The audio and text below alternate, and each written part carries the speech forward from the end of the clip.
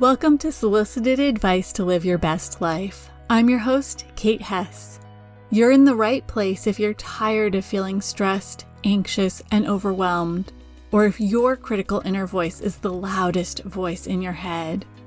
Join me each week for actionable, healthful, and healing habits based in mental and emotional hygiene practices to help you turn your self-criticism into self-love.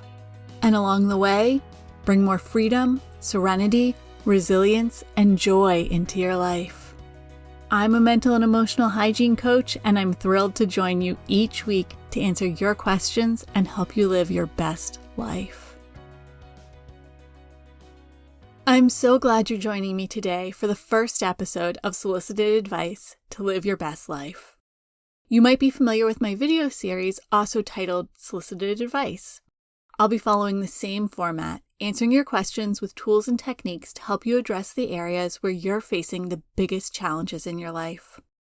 One thing that will be a little different from the video series, and I'm super excited about, is many of the episodes in this podcast will have worksheets to go along with the episode to help you take action implementing the tools and techniques in your life.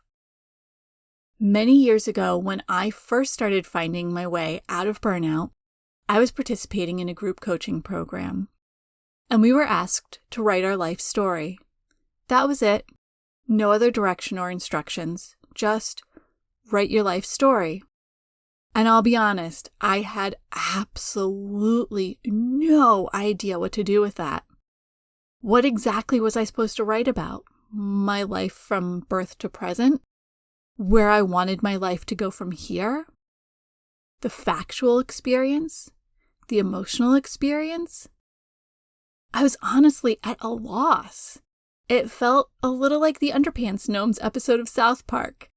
If you're not familiar, the gnomes had a 3-point business model. Step 1, gather underpants. Step 2, Step 3, profit. And because I didn't know how to get from assignment to product, I never ended up doing the exercise. And I really don't want to do that to you. Which is why I'm so excited about the worksheets that will accompany so many of the upcoming podcast episodes. I love to break things down into manageable pieces to help you get from point A to point Z without assuming you know what the steps are in B through Y. So if you've ever felt at a loss when attempting to tackle personal development, or it feels like everyone is talking in a foreign language, you've come to the right place. You might have noticed I mentioned mental and emotional hygiene in the introduction to the podcast. And you might be wondering what exactly that is. That's a great question. Mental and emotional hygiene is thinking and acting in ways that allow you to approach everything in your life with healthy thoughts and emotions. Think of it like this. Just like hand washing removes dirt and germs, mental and emotional hygiene techniques remove thoughts, emotions, and patterns of behavior that keep you stuck, stagnant, and from living your best life. Well, most of us learned all about personal hygiene growing up. Caring for our mental and emotional health often gets missed. But these healthful and healing habits are just as important as washing your hands and brushing your teeth. And we're our happiest, healthiest selves when we incorporate them into our daily lives. Over the years, I've identified 4 categories of mental and emotional hygiene tools and techniques. Each one plays a special role in helping you to quiet your critical inner voice and create an inner sanctuary. I call these categories the 4 C's of quieting your inner critic. I want to briefly outline each category for you. The first C is creating space to do the work. If you're looking at a never-ending to-do list and wondering how on earth you're going to find time to do one more thing, even if in the long run it will make your life better, I totally understand. That's why the very first C is about creating space. Finding simple ways to reclaim time so you can start to not only breathe a little easier, but also feel ready to begin to dive into the other 3 C's without feeling like you're letting all the important things in your life slip through the cracks. The second C is clarifying your unique priorities and values. You are not a cookie-cutter duplicate of anyone else. And what's important to you is not necessarily what's important to anyone else. Additionally, what's important to you right now might be different than what was important to you 10 years ago and what will be important to you in 10 more years. Think for a minute of a single person in their 20s with no kids working a 9-to-5 job. The important things in their life are going to be very different from a solopreneur mom whose struggling kids work in a relationship. And then think of someone who's retired and their kids are grown and out of the house. Again, they'll have different priorities than the first two people we imagined. Your unique priorities are much deeper than simply the stages of life you're experiencing, but this is a great way to start understanding the concept. The third C is constructing and maintaining healthy boundaries. This follows closely on the heels of clarifying your unique priorities, because it doesn't matter how well you know what's important to you if you can't figure out how to make room for it in your life. A great way to start thinking about healthy boundaries is by recognizing that every yes is also a no.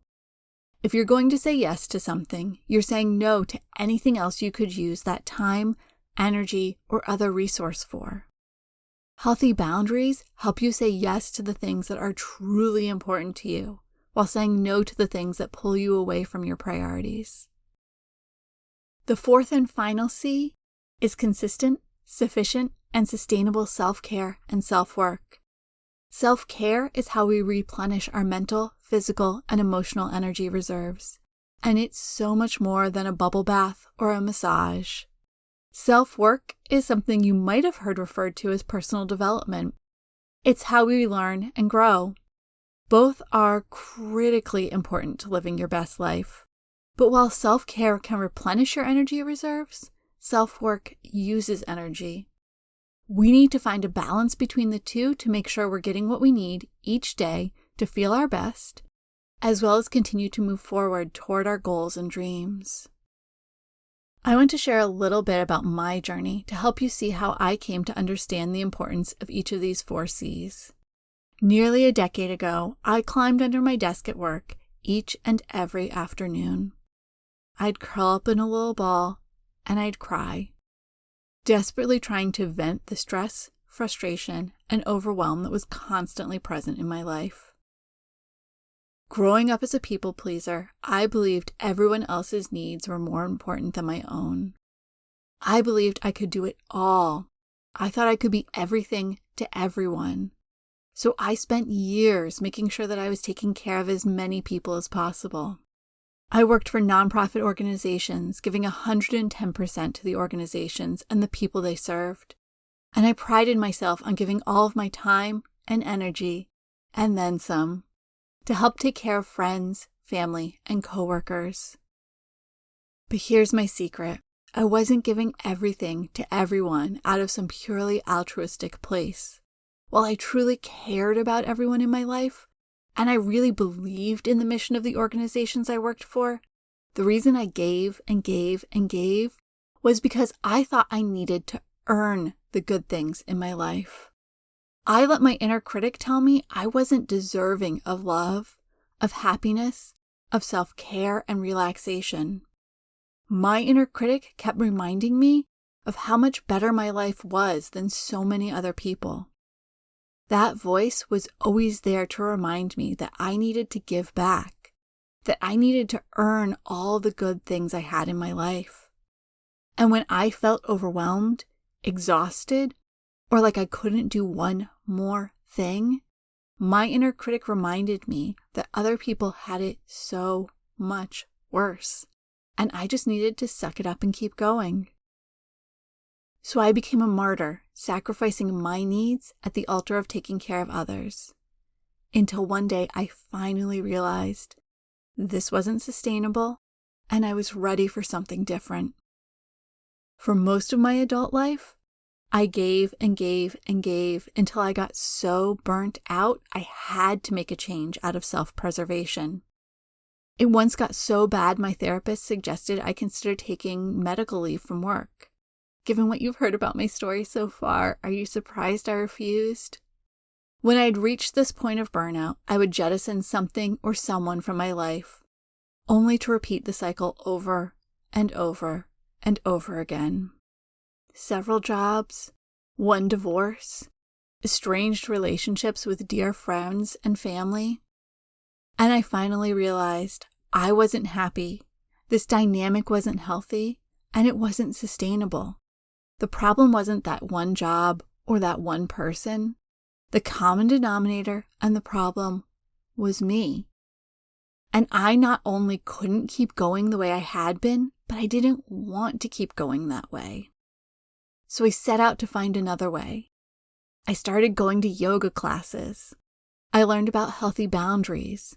I read countless books, spent hundreds upon hundreds of hours in personal development courses, seminars, and symposiums. And I began to apply it all to my life, becoming my own test subject to figure out what worked and what didn't. And slowly, through trial and error, I learned how to soothe my inner critic and how to create my inner sanctuary, how to use all the tools I was learning to create a life I love, a life I'm excited to wake up to each morning. That same stubborn streak that made me push so hard to take care of others, it also helped me keep going through successes and failures to learn how to take care of myself. And now, I use everything I've learned to teach other people pleasers how to soothe their own inner critics, how to create their own inner sanctuaries, and how to wake up each morning excited to be living their lives, not overwhelmed by everything they feel obligated to do for everyone else. Because I truly believe you don't earn your happy. I spent way too much of my life feeling like I wasn't enough, feeling like I needed to find a way to be a better, more efficient version of myself in order to earn my happiness in the life I wanted. I know I'm not alone, and I don't want you to spend one more day lost in that same sea of self-blame, shame, guilt, or self-doubt. Because I believe you deserve to thrive. I don't want you to live a life where you're just surviving. You deserve to thrive, both externally and internally. And I believe anyone can change their lives for the better if they commit to that change and utilize the tools they need. Living your best life isn't limited to just a chosen few. So get ready to enjoy your life.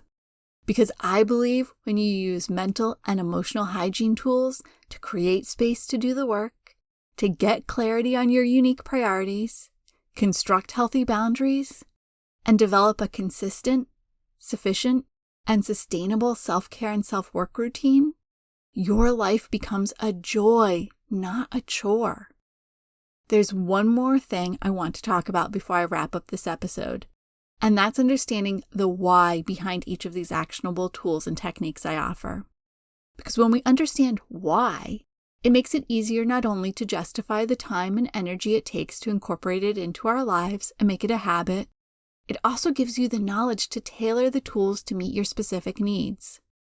As a kid, one of my favorite books was called The Big Book of Facts.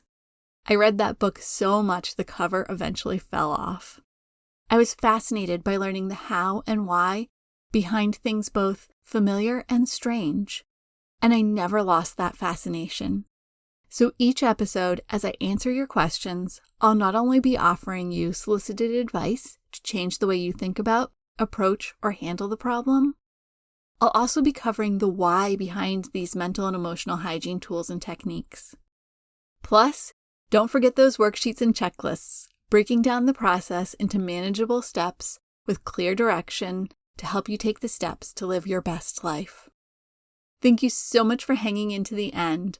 I've got so many exciting things planned I can't wait to share with you. So please hit subscribe wherever you receive podcasts.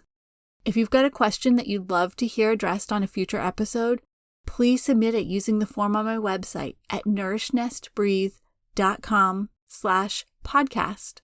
I'll include that link in the show notes. And remember, living your best life isn't about changing your life. It's about changing the way you show up for your life. Thank you so much for joining me for this episode of Solicited Advice to Live Your Best Life. If you enjoyed this episode, please take a moment to leave a rating and review wherever you subscribe to your podcasts.